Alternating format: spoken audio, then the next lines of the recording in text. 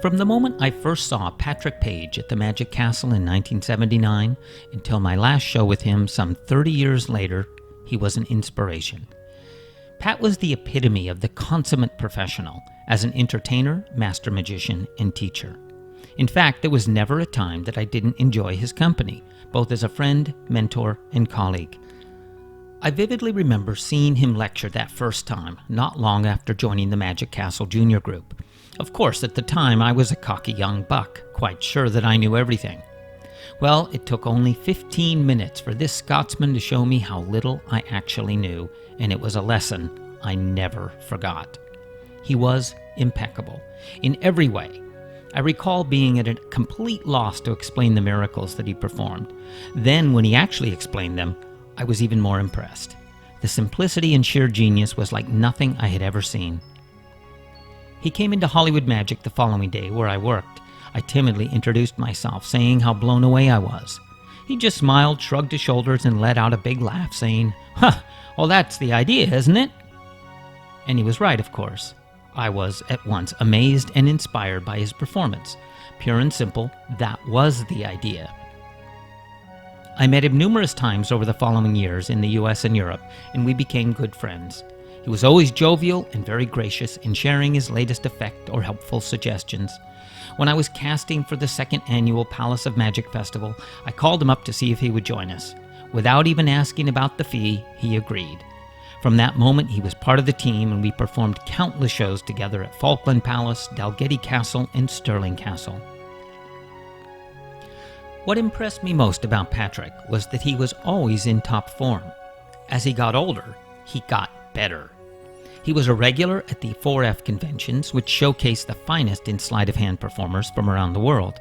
It didn't seem to matter if he used coins, cards, rings, or ropes. They were always magic in his hands. Plus, he was one of the few master manipulators whose personality transcended the technique and effects.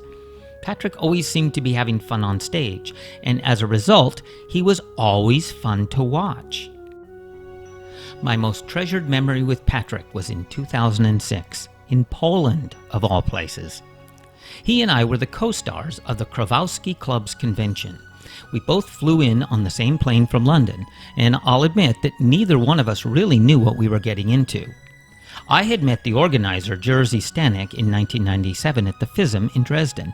Patrick, as usual, had simply accepted the gig sight unseen. So it was with no small amount of trepidation that we arrived at the Warsaw airport. And what followed was one of the best and most carefully conceived ruses I have ever experienced. Jerzy had told us to meet him at the cafe just past customs. When Pat and I arrived, nobody was there. After about 10 minutes of waiting, Jerzy shows up, clearly frustrated. He asked us to wait a few minutes and ran off.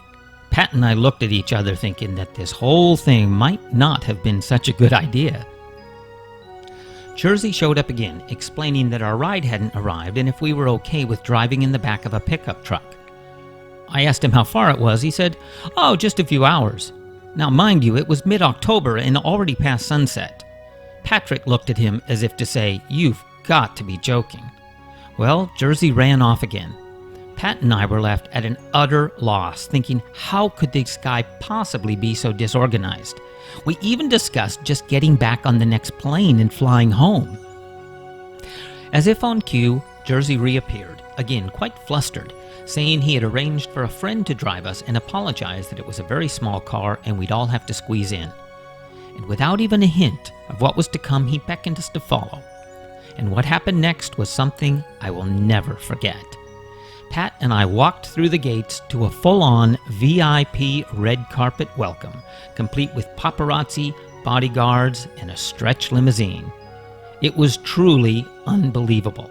Needless to say, Pat and I were utterly floored. Jerzy just smiled, beaming from ear to ear, knowing full well that he had completely fooled us.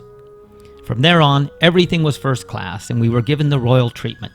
The convention was great fun, and as Pat and I flew back to the UK, we were still shaking our heads in disbelief. Every time we met after that, we would relive the story of our visit to Poland, laughing at the absurdity of it all. Even Pat would admit that he had never been treated so well or ever been so surprised. Truth be told, had I not experienced it firsthand, I never would have believed it.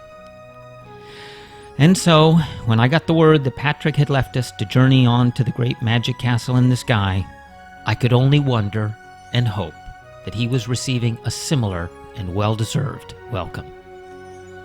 So thank you, Patrick, for that lesson you taught a young man so long ago, and for all the inspiration you gave to me and so many others during your time here. In my heart and mind, you will always be one of the all-time greats.